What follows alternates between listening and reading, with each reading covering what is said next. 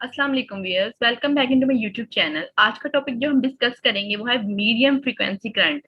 Medium frequency current में हम detail topic discuss करेंगे। उसमें हमारे पास पहला टॉपिक क्या है, रिबॉक्स current, Russian current, इंटरफेरेंशियल therapy.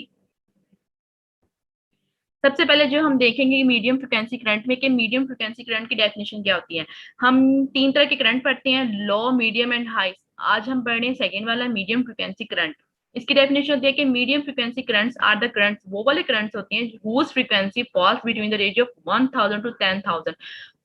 Medium frequency current वो करंट्स होते हैं जिनकी फ्रीक्वेंसी जो होती है ना, उसकी रेंज होती है 1000 से 10,000 हर्ट्ज तक। मीन्स के 1000 टू 10,000 हर्ट्ज के दरमियान इसकी फ्रीक्वेंसी होती है, उसे हम कहते हैं मीडियम फ्रीक्वेंसी करंट्स। इसके यूजेस क्या हैं?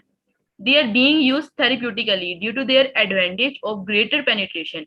ये लो और हाई फ्रीक्वेंसी करंट से क्यों ज्यादा अच्छी है? क्योंकि इसमें हमें ग्रेटर पेनिट्रेशन मिलती है। ग्रेटर पेनिट्रेशन मींस के इसकी जो फ्रीक्वेंसी की रेंज है वो हमारी स्किन में अच्छी तरह पेनिट्रेट मींस के जज़ब होके अंदर चल जाती है, टारगेट टिश्यू पे टारगेट करती है। ठीक है। सेकंड में विद द हायर टॉलरेंस के जो पेशेंट है वो उसको बर्दाश्त कर लेते हैं, इसकी हायर टॉलरेंस को। ठीक है। Comfortable over the low frequency currents, कि ये लो फ्रीक्वेंसी करंट से ज्यादा कंफर्टेबल होती है मीडियम फ्रीक्वेंसी करंट।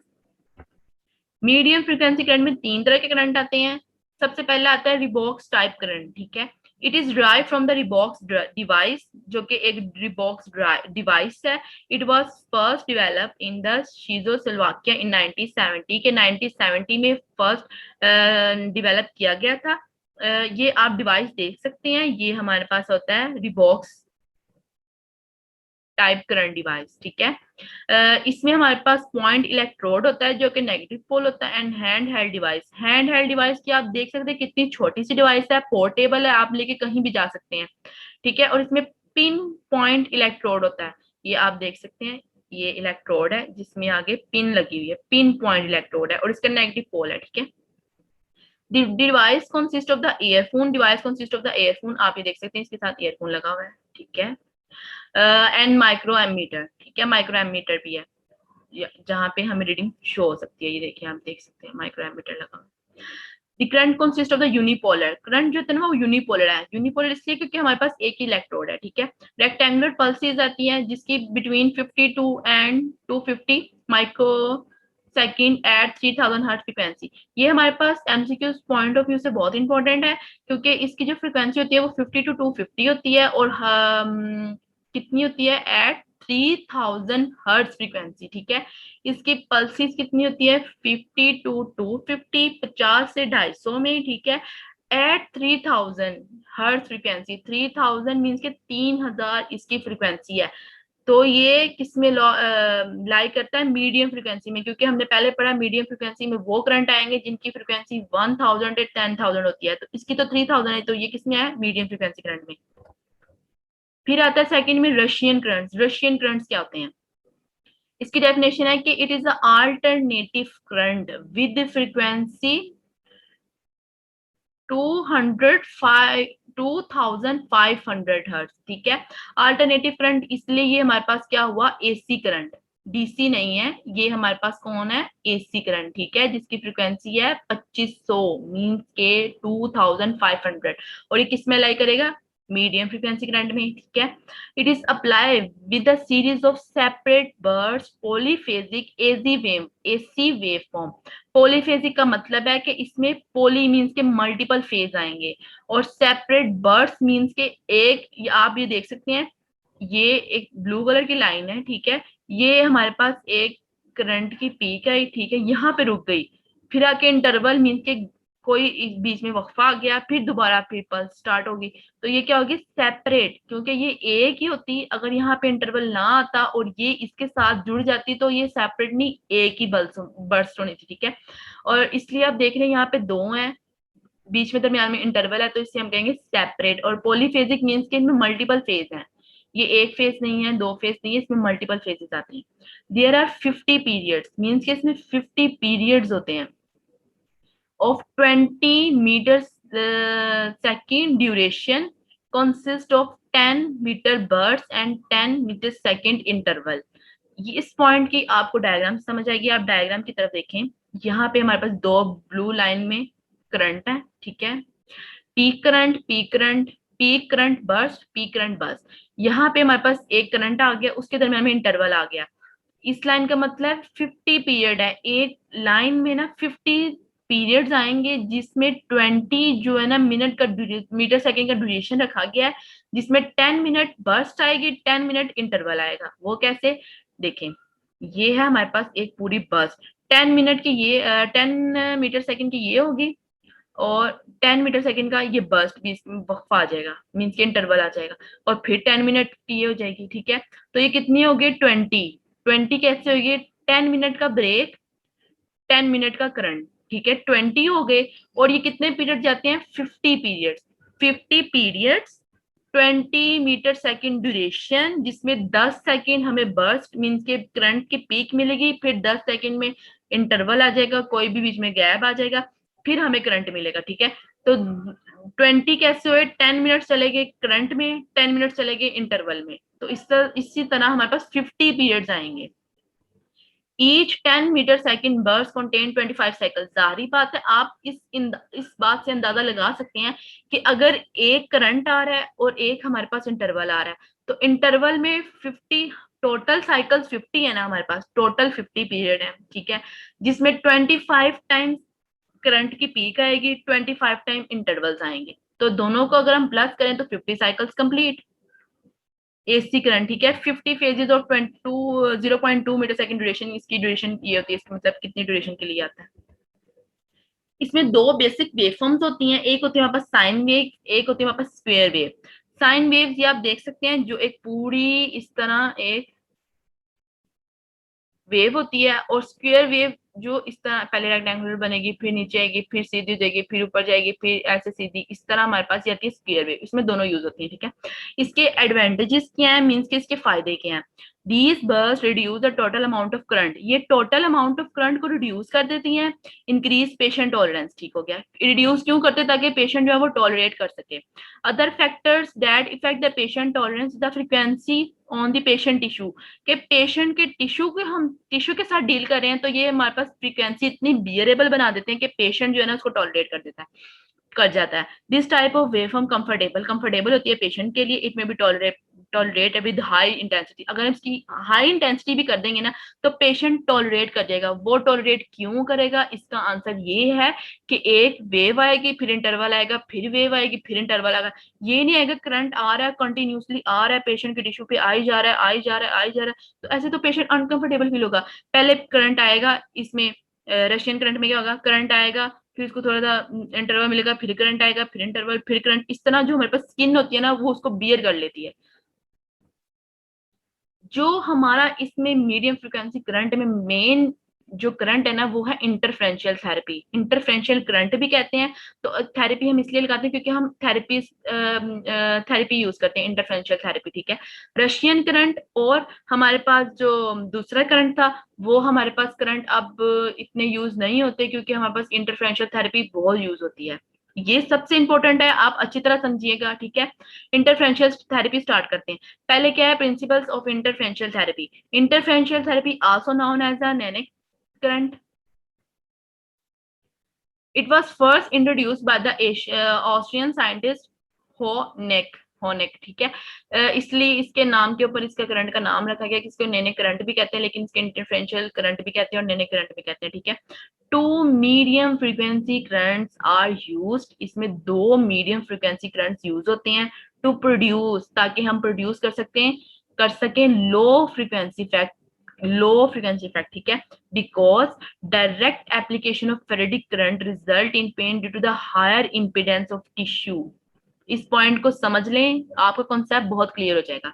इसमें लिखा हुआ है इंटरफ्रेंशियल थेरेपी में हम दो करंट यूज करते हैं, रशियन में और रिबॉक्स टाइप करंट में हम सिर्फ एक करंट यूज करते थे, वो है मीडियम फ्रीक्वेंसी करंट। ठीक है, लेकिन इंटरफ्रेंशियल थेरेपी में हम दो मीडियम करंट लेंगे, यानी कि मीडियम करंट ए, मीडियम करंट बी, उन दोनों को हम यूज करेंगे, और उन दोनों को यूज करके हम एक करंट प्रोड्यूस करेंगे। ठीक है, जिसकी लो फ्रीक्वेंसी होगी। और वो लो फ्रीक्वेंसी क्यों होगी, क्योंकि अगर हम डायरेक्ट एप्लीकेशन दे दें ना करंट की, पेन में तो जो इम्पिडेंस को कहते हैं रेजिस्टेंस को, तो रेजिस्टेंस जो है ना टिश्यू में वो प्रोड्यूस हो जाएगी और वो ज्यादा रेजिस्टेंट होगी, और वो टिश्यू अगर रेजिस्टेंस प्रोड्यूस कर देंगे तो करंट पेनिट्रेट नहीं होगा। इसलिए हम मीडियम फ्रिक्वेंसी करंट को ज्यादा प्रेफर करते हैं, इंटरफेरेंशियल थेरेपी को ज्यादा प्रेफर करते हैं। इंटरफेरेंशियल थेरेपी में अगेन रिपीट कर रही हूँ, इंटरफेरेंशियल थेरेपी में होता क्या है, two medium frequency currents are used to produce a low frequency effect। दो चीजों को मिक्स करके हमने एक चीज बनाई है, उसे हम कहते हैं इंटरफेरेंशियल करंट, ठीक है। और वो करंट हम क्यों यूज करते हैं, क्योंकि उसकी लो फ्रीक्वेंसी हो जाती है और वो पेशेंट होता है ना अच्छी तरह बियर कर लेता है और पेनिट्रेट भी अच्छी तरह हो जाती है। Out of two medium frequency current, one current is always 4000 hertz, other currents varied accordingly।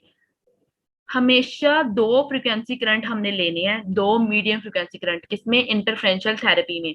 दो करंट ले लिए, लेकिन इसमें रूल ये है कि आप एक करंट की वैल्यू 4000 रखेंगे, 4000 हर्ट्ज एक करंट को रखेंगे। फर्ज करें हमने करंट दो लिए, करंट ए करंट बी, ठीक है।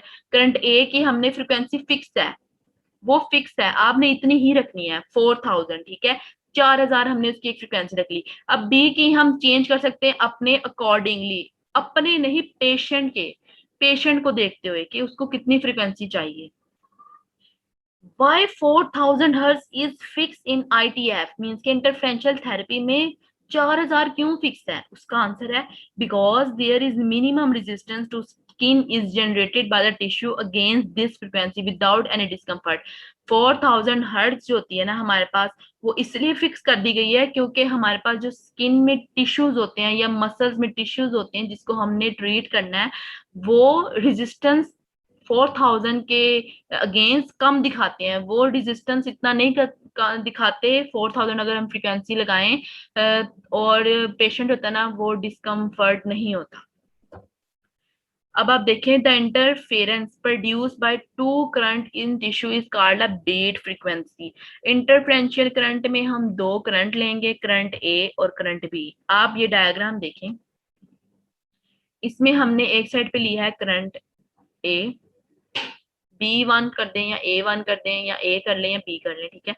अगर हमने ए पे लगाया है 4000 हर्ट्ज, ठीक है, तो हमने बी की फ्रीक्वेंसी खुद रखनी है, वो हम कर लेंगे 3900 मीन्स के 3900 हर्ट्ज, ठीक है। तो इन दोनों को अगर हम यहाँ पे इलेक्ट्रोड लगाए, ठीक है, चार इलेक्ट्रोड है, एक इलेक्ट्रोड इधर लगा दिया, एक इलेक्ट्रोड इधर लगा दिया, तो हमारे पास चार इलेक्ट्रोड हो गए, ठीक है।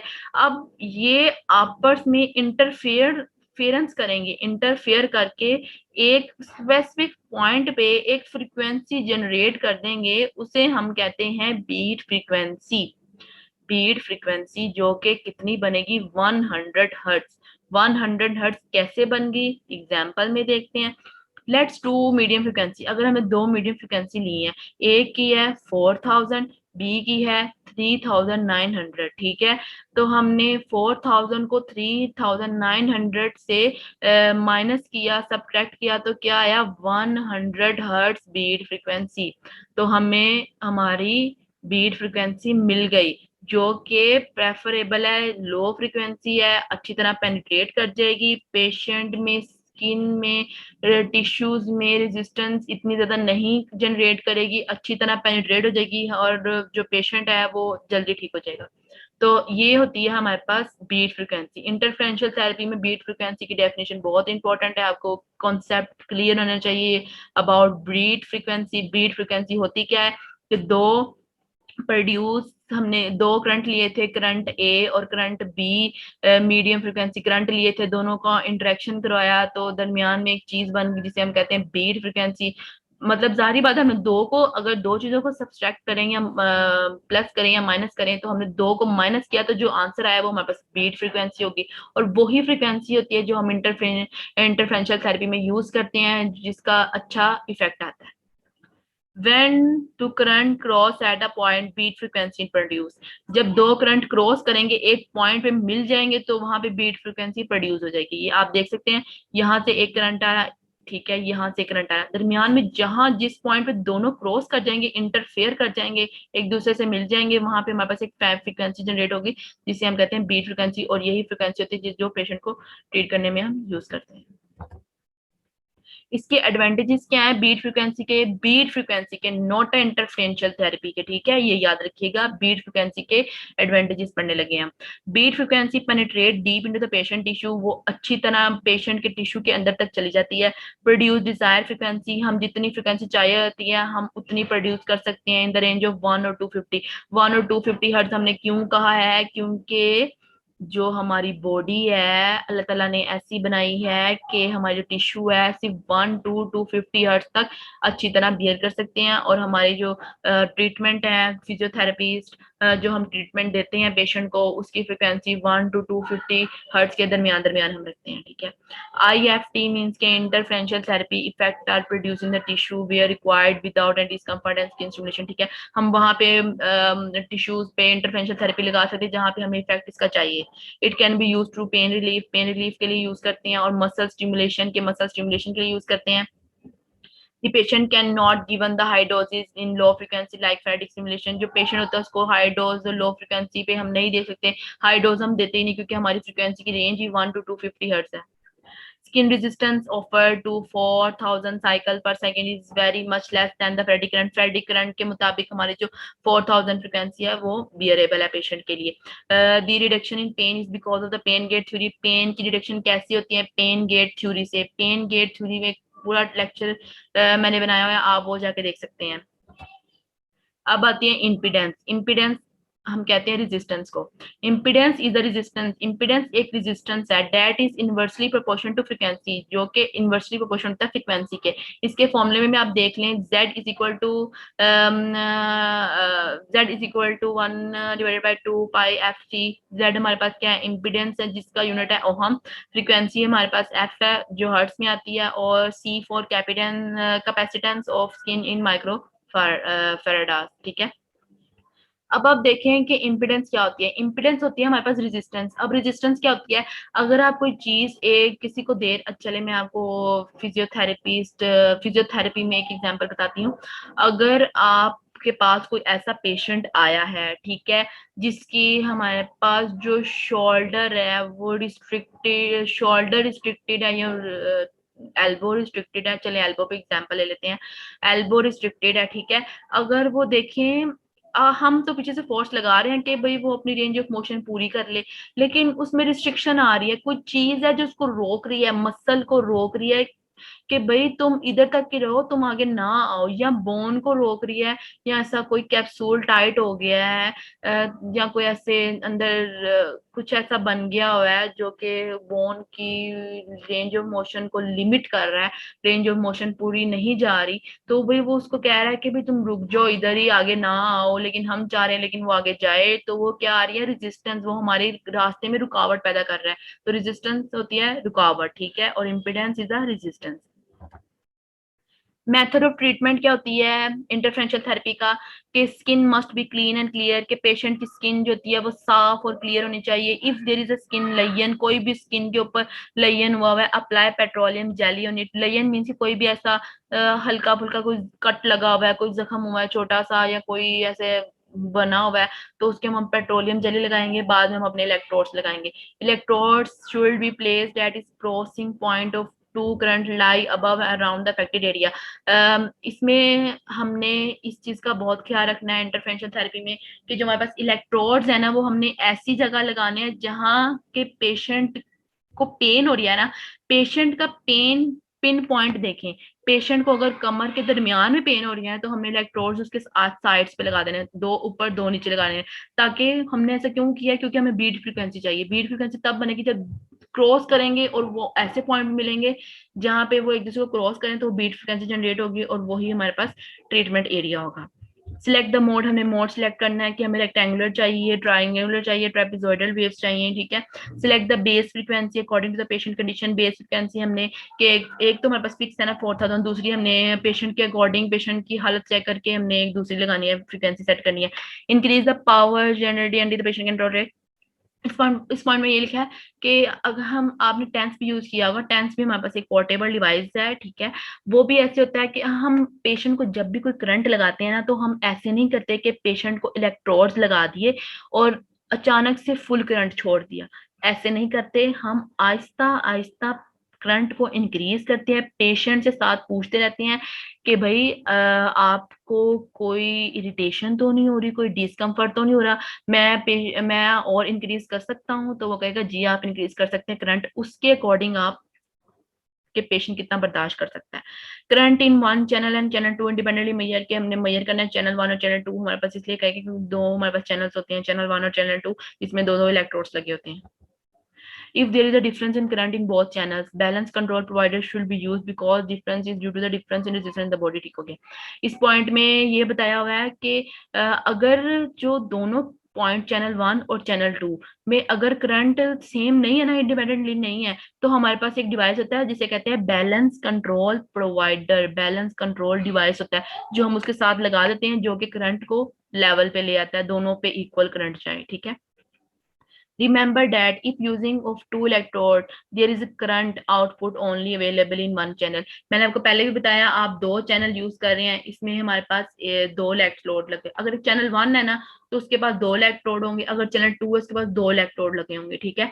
और दो इलेक्ट्रोड हम क्यों लगाते हैं? क्योंकि एक चैनल जो एक इलेक्ट्रोड एक्टिव होता है, दूसरा जो होता है न्यूट्रल होता है, फिर एक इलेक्ट्रोड एक्टिव होता है, दूसरा न्यूट्रल होता है, ऐसा हमेशा हम करंट में लिखते हैं। आप अपने घरों की वायर्स चेक कर सकते हैं जिसमें एक रेड वायर होती है, दूसरी न्यूट्रल वायर होती है, क्योंकि वो पेशेंट वो करंट को इक्वलाइज कर देती हैं। अगर हम दोनों में ही करंट छोड़ देंगे तो वो तो हमारे घर की वो बिजलियां भी उड़ेंगी और पेशेंट भी उड़ जाएगा, इसलिए हमने ऐसा नहीं करना। अगर हम एक ही इलेक्ट्रोड लगा एक ही चैनल लगा रहे हैं तो हमें ये दिमाग में रखना चाहिए कि सिर्फ एक ही चैनल चलेगा, दूसरा न्यूट्रल होगा। ड्यूरिंग ट्रीटमेंट, ट्रीटमेंट के दौरान चेक एनी डिस्कम्फर्ट, हमने पेशेंट से पूछना है कि आपको कोई प्रॉब्लम तो नहीं है। ऐसा नहीं कि करंट लगा के छोड़ दिया 15 मिनट 20 मिनट के लिए खुद बाहर चले गए, करंट बेचारा वो लग ही जा रहा है, उसको कोई डिस्कम्फर्ट हो रहा है, हमने पूछा ही नहीं। नहीं, करंट का मामला है तो हमने उसको पास जानना है, उसको उसके पास खड़े होना है, उसको बार बार पूछना है कि आपको कोई डिस्कम्फर्ट तो नहीं फील हो रहा। ठीक है। आफ्टर ट्रीटमेंट, ट्रीटमेंट के बाद firstly switch off the mains and then disconnected electrodes. जब ट्रीटमेंट हमारा खत्म हो जाएगा ना, हमने ऐसे नहीं करना कि स्विच बंद कर देना और इलेक्ट्रोड उतार देने, ओ इलेक्ट्रोड उतार देने और स्विच बंद कर देने, ऐसा हमने नहीं करना। ठीक है। सबसे पहले हमने क्या करना है, जब पेशेंट का टाइम ऑफ ट्रीटमेंट कंप्लीट हो गया, हमने डिवाइस पकड़ना है, उसमें से सबसे पहले हमने करंट बंद करना है। ठीक है। करंट को मेन स्विच से ऑफ करना है, फिर हमने इलेक्ट्रोड्स उतारने हैं। ऐसे नहीं करना कि पेशेंट का करंट का टाइम मतलब ट्रीटमेंट का टाइम पूरा हो गया है, हमने पहले इलेक्ट्रोड उतार दिए रख लिए हैं और बाद में हमने स्विच मेन स्विच बंद किया, ऐसा कभी भी नहीं करना। और बिफोर द ट्रीटमेंट, कि अगर हम ट्रीटमेंट स्टार्ट करने लगे हैं तो पहले हमने इलेक्ट्रोड लगाने हैं पेशेंट की बॉडी पे, फिर हमने करंट देना स्टार्ट करना है। ऐसा नहीं आपने करना कि करंट की वो फ्रिक्वेंसी सेट कर ली है और भाई डिवाइस तैयार हो गया, अब करंट की पेशेंट के ऊपर इलेक्ट्रोड्स लगा दो, ऐसा नहीं करना।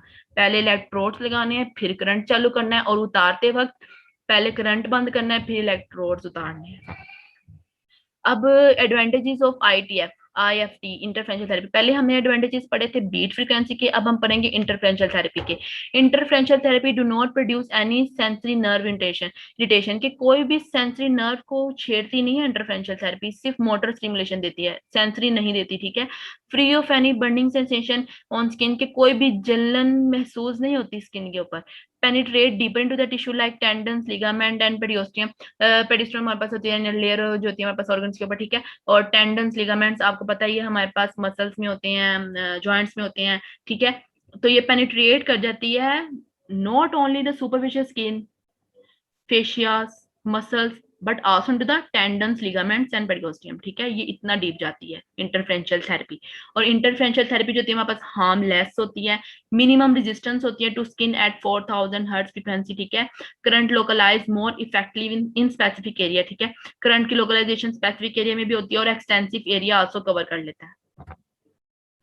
फिजियोलॉजिकल इफेक्ट्स देखेंगे IFT, जारी बात है अगर हमने करंट को पढ़ रहे हैं कि हमने कैसे पेशेंट को तैयार करना है, कैसे उसके ऊपर डिवाइस लगानी है, तो हम ये भी तो माइंड में रखेंगे ना कि इसके अंदर फिजियोलॉजी क्या हो रही है, अंदर जिस्म के उसके क्या हो रहा है, मसल के अंदर क्या काम चल रहा है जिसकी वजह से हमने इंटरफेरेंशियल थेरेपी लगाई है और क्यों लगाई है।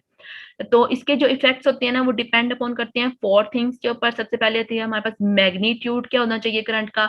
सेकंड पे आती है टाइप ऑफ मोड यूज कौन सा करें, रिदमिक करें या कांस्टेंट करें। रिदमिक मींस के करंट आ जा रहा है, कांस्टेंट रिदमिक मींस के रिदम के साथ आ रहा है, रुक गया, आ रहा है रुक गया। कांस्टेंट मींस के आई जा रहा है, ठीक है। पहले हमने पढ़ ली मैग्नीट्यूड, किसके ऊपर डिपेंडेंस आना चाहिए, टाइप ऑफ मोड कौन सा यूज करें, फ्रीक्वेंसी की रेंज क्या है हम यूज करें, और एक्यूरेसी क्या है इलेक्ट्रोड की पोजीशनिंग की। इलेक्ट्रोड पोजीशनिंग की एक्यूरेसी आपने हमेशा ठीक रखनी है, क्योंकि इलेक्ट्रोड पोजीशनिंग, अगर इलेक्ट्रोड सही तरह अपनी जगह पे पोजीशन ना हो तो वो इरिटेशन कॉज करते हैं, ठीक है, ऑलवेज कीप इन माइंड। अब इफेक्ट्स क्या होते हैं इंटरफेरेंशियल थेरेपी के, पेन रिलीफ में देता है, हम पेन रिलीफ में लगा सकते हैं। हमें मोटर स्टिमुलेशन चाहिए, हम इंटरफेरेंशियल थेरेपी लगा सकते हैं। एब्जॉर्प्शन ऑफ एक्सुडेट, अगर हम वहाँ पे इडीमा या स्वेलिंग है तो हम उसको कम करने के लिए इंटरफेरेंशियल थेरेपी यूज कर सकते हैं। नेक्स्ट है रिलीफ ऑफ पेन, के पेन के ऊपर कैसे रिलीफ देती है, हम इसका पूरा पढ़ेंगे फिजियोलॉजी। सबसे पहले क्या है, ब्लड की सर्कुलेशन पे क्या इफेक्ट आता है इंटरफेरेंशियल थेरेपी का। इंटरफेरेंशियल थेरेपी जो होती है वो इंक्रीज करती है local circulation which may be produce by the local pumping effect of stimulated muscles. आप इस लाइन को आप अच्छी तरह समझ लें कि हमने कोई भी करंट जब लगाना है तो वो उसका सबसे पहले हमारी होनी चाहिए प्रायोरिटी पेन रिलीफ। जब भी हमारे पास कोई पेशेंट आता है एज अ फिजियोथेरापिस्ट, आपके पास कोई पेशेंट आता है तो वो अपनी पेन को लेकर आएगा। कोई आपके पास ऐसा पेशेंट नहीं आएगा कि भाई मैंने अपने मसल का बल्क इंक्रीज करना है, वो आते हैं लेकिन वो हमारे क्लाइंट होते हैं। आपने डिफरेंस पढ़ा होगा पेशेंट और क्लाइंट में क्या होती है। क्लाइंट होते हैं वो बंदे जो कि अपनी इम्यूनिटी को इंक्रीज कराना चाहते हैं, अपने मतलब मसल्स हैं उसको स्ट्रॉन्ग करना चाहते हैं, इनको कोई बीमारी नहीं है। लेकिन पेशेंट वो होगा कि जो वो कह रहा है भाई इसके साथ मुझे डील कर दो, मेरी गर्दन में पेन है, नेक में पेन है, बस ये ठीक कर दो, पेन से जान छूट जाए। तो हमने सबसे पहले हमारी प्रायोरिटी होनी चाहिए कि हमने पेशेंट का पेन मैनेज करना है। सबसे पहले आपके पास कोई पेशेंट आया, आपने फौरन उसको कोई भी मेडिसिन नहीं वाइटामिन नहीं लिख के दे देने, मल्टी वाइटामिन नहीं लेके दे देने। भाई आपने उसको सबसे पहले उसका पेन पूछना है किधर, फिर उसको डायग्नोस करना है प्रॉपर, फिर आपने सबसे पहले उसका पेन रिलीफ करना है, चाहे आप हीटिंग बेड यूज करें, कोई भी मोडेलिटीज यूज करें। सबसे पहला पॉइंट हमारा पेन रिलीफ करना है हमने पेशेंट का, क्योंकि हम लोग एज अ फिजियोथेरेपिस्ट हम लोग पेन रिलीफ करते हैं। इफेक्ट्स ऑन ब्लड सर्कुलेशन क्या आती है, IFT increase the local circulation which may be produce by the local pumping effect of stimulated muscles. IFT जो होता है हमारे पास लोकल सर्कुलेशन, जो हमारे पास ब्लड सर्कुलेशन उसको इंप्रूव कर देता है। किससे इंप्रूव करता है, जो लोकल पंपिंग हो रही होती है हमारे पास मसल्स में। सेकेंड पॉइंट आता है effect on autonomic nerves and therefore blood vessels may help to remove chemicals from the area where stimulated nociceptors. Nociceptors हमारे पास होते हैं पेन के रिसेप्टर्स, इसकी फ्री एंडिंग नर्व्स होती हैं और ये हमारे पास फुल बॉडी में पाए जाते हैं। जब हमारे पास हमने इंटरफेरेंशियल थेरेपी यूज की ना, इलेक्ट्रोड्स लगाए, उस एरिया का ब्लड सर्कुलेशन इंक्रीज हो जाएगा। जैसे ही ब्लड सर्कुलेशन इंक्रीज होगा तो उसके साथ हमारे पास जो वेस्ट मटेरियल्स हैं, वेस्ट पार्टिकल्स हैं, कोई गंदे केमिकल्स हैं, कोई एडीमा हुआ है, वो वहां से रिमूव होने लग जाएगा, ठीक है। जो कि फिर हमारे पास नोसिसेप्टर जो हमारे पास पेन के स्टिमुलेशन आ रहे हैं उसको कम कर देगा। Effects on 100 hertz frequency. अब हमने सबसे इंपॉर्टेंट है कि हमने देखना है कि अगर हम 100 हर्ट्ज फ्रिक्वेंसी लगा रहे हैं तो उसमें हमारे पास क्या इफेक्ट आ रहे हैं पेन के। शॉर्ट ड्यूरेशन पल्स होती है हमारे पास 100 hertz frequency, may stimulate large diameter nerve fibers which have effect on pain gate is posterior horn।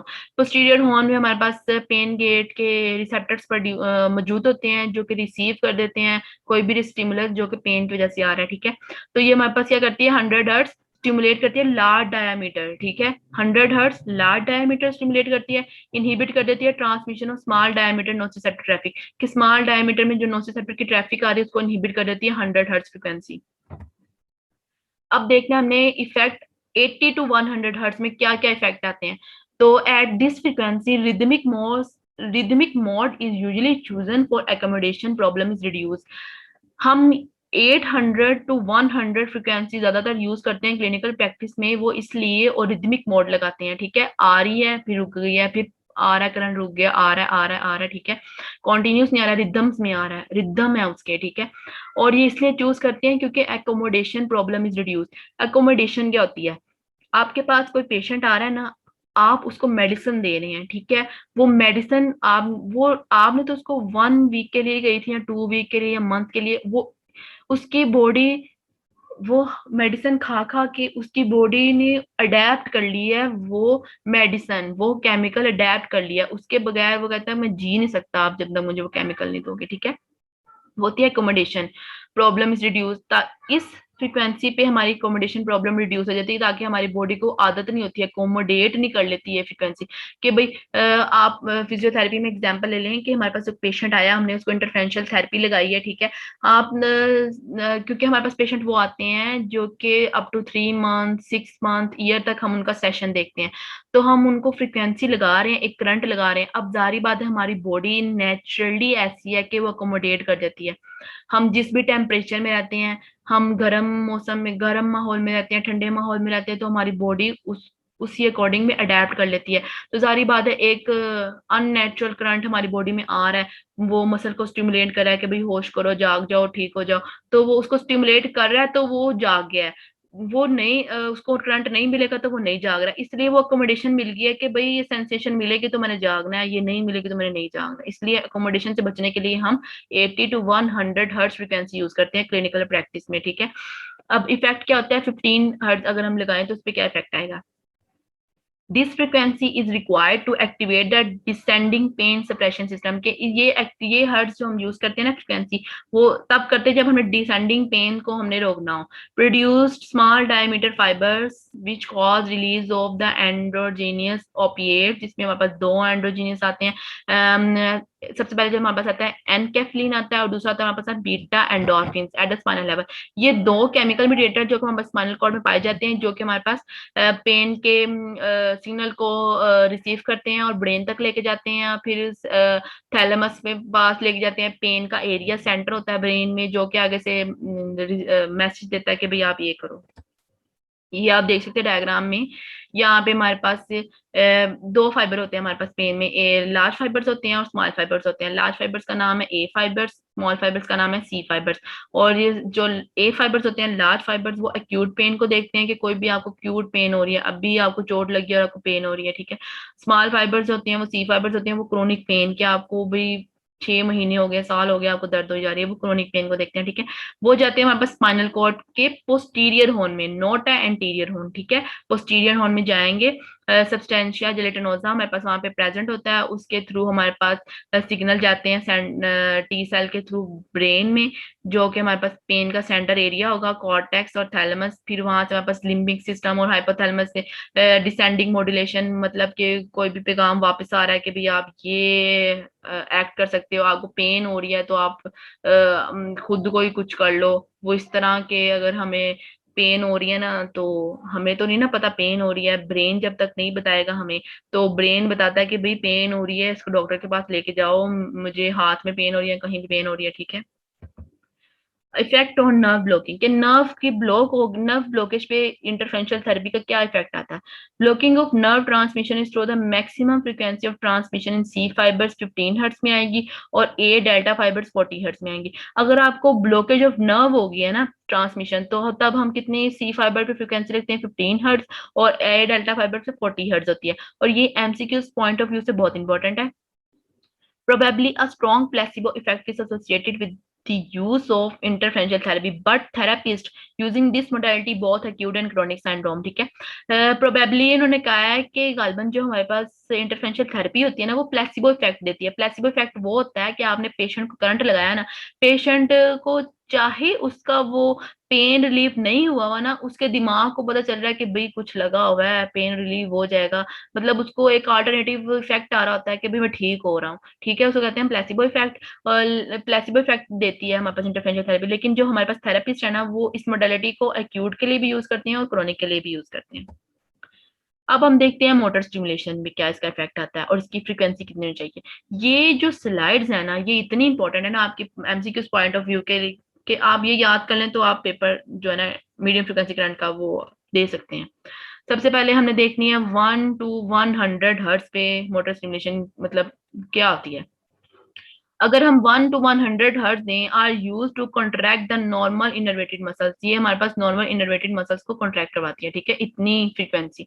और अगर हम 5 to 20 हर्ट्ज दें तो पार्शियल टेटनी कॉन्ट्रैक्शन प्रोड्यूस होगी, पार्शियल टेटनी, ठीक है, पार्शियल टेटनी कॉन्ट्रैक्शन प्रोड्यूस होगी मसल्स में। और 30 to 100 अगर हम हर्ट्ज दे दें, ठीक है, 30 to 100, तो क्या होगी टेटैनिक या टेटनिक कॉन्ट्रैक्शन प्रोड्यूस होगी। पहले पे और एट लो फ्रीक्वेंसी पे क्या होगी, ट्विच कॉन्ट्रैक्शन प्रोड्यूस होगी, ट्विचिंग प्रोड्यूस होगी।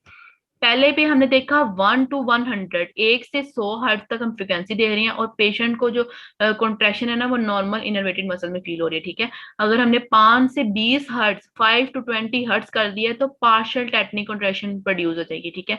और अगर हमने 30 से 100 यानी 30 to 100 हर्ट्ज कर दिया तो टेटनिक कॉन्ट्रैक्शन प्रोड्यूस हो जाएगी। और लो फ्रिक्वेंसी कर दी इससे भी तो ट्विच कॉन्ट्रैक्शन प्रोड्यूस हो जाएगी, ठीक है। ये 4 तरह की कॉन्ट्रैक्शंस हैं, नॉर्मल इनर्वेटेड कॉन्ट्रैक्शन, पार्शियल टेटनिक और ट्विच। और ये कौन कौन सी फ्रिक्वेंसी पे आती हैं, 5 to 20, 30 to 100 और एट लो, ठीक है। ये पॉइंट ऑफ एमसीक्यू के लिए बहुत इंपॉर्टेंट है, आप याद कर लीजिएगा। पहले हमने देखा मोटर स्टिमुलेशन, अब हम देखने सेंसरी स्टिमुलेशन। सेंसरी स्टिमुलेशन में क्या आती है, muscle contraction is produce with little sensory stimulation in deeply place muscles. Deeply place muscles हमारे पास पेल्विक फ्लोर के मसल्स हैं, ठीक है, जो हमारे पास डायाफ्राम से नीचे हमारे पास पेल्विक फ्लोर आता है, और उसके मसल होते हैं, और ये हमारे पास प्रोड्यूस कर देते हैं, लिटिल सेंसरी स्टिमुलेशन देती है। हमने मोटर स्टिमुलेशन पढ़ी, मोटर का मतलब है कि भाई आपका कोई मसल को कोई कंट्रैक्शन हो रही है तो मोटर है, सेंसरी है कि कोई सेंसेशंस आ रही हैं, ठीक है। सेंसरी स्टिमुलेशन देती है लेकिन लिटिल देती है, और वो कहाँ देती है, पेल्विक फ्लोर में, डीप मसल्स जो होती हैं पेल्विक फ्लोर में, ठीक है। Interferential therapy. सेकंड में आती है faradism, can also stimulate the involuntary component. Faradism हमारे पास एक अलग करंट है जो कि आल्सो स्टिमुलेट करता है वॉलंटरी कंपोनेंट। और हमने देखा था, हमने पेन को डील कर लिया, हमने देख लिया कि ये मोटर पे क्या इफेक्ट देती है, सेंसरी पे क्या इफेक्ट देती है। अब हमने लास्ट में देखना है एब्जॉर्प्शन ऑफ एक्सुडेट। एक्सुडेट क्या होता है वो भी मैं आपको बताती हूँ।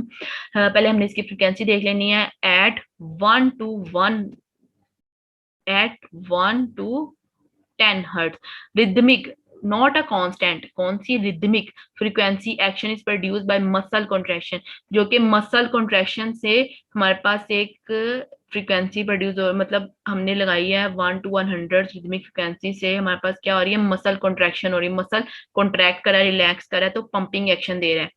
Possible effect on the autonomic nervous which can affect the diameter of blood vessels, वो increase circulation हो जाएगी। both factors will help absorb the exudate and thus reduce the swelling।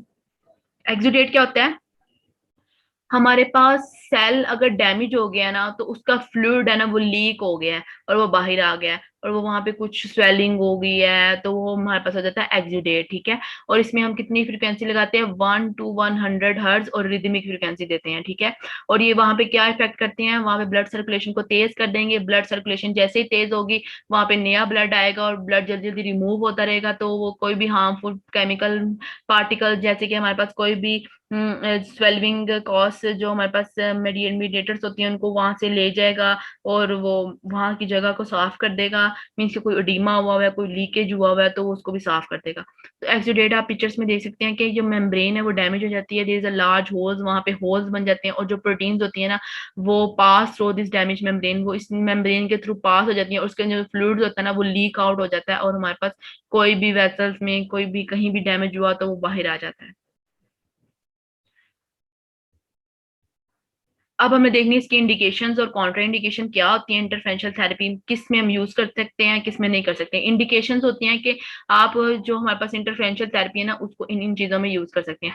Use to reduce pain and oedema, ठीक है, pen को कम करने के लिए, oedema को कम करने के लिए यूज कर सकते हैं। Use in the stress incontinence, हम स्ट्रेस इनकॉन्टिनेंस को यूज कर रिड्यूस करने के लिए यूज कर सकते हैं। और electrode place on the lower abdomen, हमने लोअर एब्डोमेन पे इलेक्ट्रोड लगाया और इनर थाइस में to produce strong contraction of pelvic floor, कि हमने पेल्विक फ्लोर में कॉन्ट्रैक्शन प्रोड्यूस करनी है। पेल्विक फ्लोर हमारे पास डीप मसल्स होते हैं पेल्विक फ्लोर में, ठीक है। और पेल्विक फ्लोर हमारे पास एरिया होता है लोअर एब्डोमेन के नीचे, हमारे पास जो एरिया होता है और इनर थाइस के दरमियान, वो हमारे पास होता है पेल्विक फ्लोर, ठीक है, जहाँ पे हमारे पास सारी यूट्रस होती है, ठीक है, वेजाइना होती है। और यूट्रस आपको पता है हमारे पास उसके अराउंड हमारे पास मसल्स होते हैं, नीचे भी तो सारी बात है, हमारे पास मसल है जिसने हमारा पूरे एब्डोमेन को और हमारे उसको एक चीज में जकड़ के रखा हुआ है, और नीचे से वो एक फ्लोर प्रोवाइड कर रही है, इसलिए हम कहते हैं उसको पेल्विक फ्लोर, ठीक है। तो वहां पे अगर हमने कॉन्ट्रैक्शन प्रोड्यूस कराने तो हमें इलेक्ट्रोड की प्लेसमेंट कहाँ करनी पड़ेगी, लोअर एब्डोमेन पे, ठीक है, और इनर थाइस पे। Using more comfortable intravaginal rectal electrode, यहाँ पे हमारे पास इंटरफेरेंशियल थेरेपी जो होते हैं ना, हम इंटरविजनल भी करा सकते हैं और रेक्टल भी करवा सकते हैं। और काउंटर इंडिकेशन है कि किस किस में हम इंटरफेरेंशियल थेरेपी यूज नहीं कर सकते। उसमें सबसे पहले है कि continuous application cause electrolyte reaction in skin and cause Burns, कि अगर हम कॉन्टिन्यूस इंटरफेरेंशियल थेरेपी दे रहे हैं तो हमारे पास इलेक्ट्रोलाइट्स जो है स्किन में रिएक्शन होने लग जाएंगे। सारी बात, हम करंट दे रहे हैं तो वहाँ पे इलेक्ट्रॉन्स भी जनरेट होंगे, तो वो एक रिएक्शन प्रोड्यूस हो जाता है जिसकी वजह से हमारे स्किन बर्न हो जाती है। अवॉइड कार्डिक पेसमेकर, जिनको कार्डिक पेसमेकर लगे होते हैं उनको हम नहीं दे करंट नहीं दे सकते। अवॉइड डीप ओपन माउंट, कि अगर वहां पे बहुत बड़ा जख्म हुआ हुआ है, ऐसा कि एक्सीडेंट्स के बाद हो जाता है, कोई बहुत डीप वाउंड है कि वो खुला हुआ है, कि खुला ओपन डीप वाउंड का मतलब होता है कि वो खुला है, नजर आ रहा है, अंदर से हड्डियां नजर आ रही हैं, कि भी मांस नजर आ रहा है, मसल नजर आ रहे हैं, वहां पे हम नहीं लगा सकते। क्यों नहीं लगा सकते भाई? वहां पे आपको पता है ब्लड है, फ्लूइड्स है, और हमने तो करंट लगाना है, हमें तो वो जगह चाहिए जो बिल्कुल ड्राई हो, क्लीन हो, तो ऐसे तो नहीं ना हम लगा सकते। अब हमने देखनी है कि कौन सी फ्रिक्वेंसीज पे पेन रिलीव होता है, कौन सी फ्रिक्वेंसी पे स्वेलिंग कम होती है। ठीक है, 80 to 100 हर्ट्ज और रिदमिक में हमारे पास क्या होती है? पेन रिलीव होती है।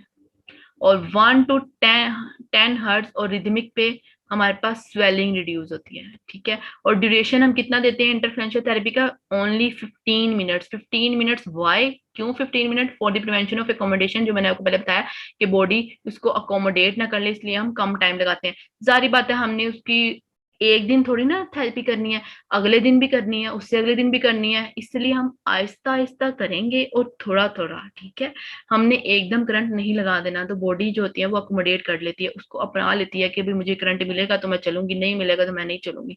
इसलिए हमें अकोमोडेशन से बताने के लिए, बचाने के लिए, हमने 15 मिनट्स उसको ड्यूरेशन देनी है। इस स्लाइड्स में आप देख सकते हैं कि पेन रिलीफ के लिए कितनी फ्रिक्वेंसी है? 80 to 100। स्वेलिंग को रिड्यूस करने के लिए 1 to 10 हर्ट्ज।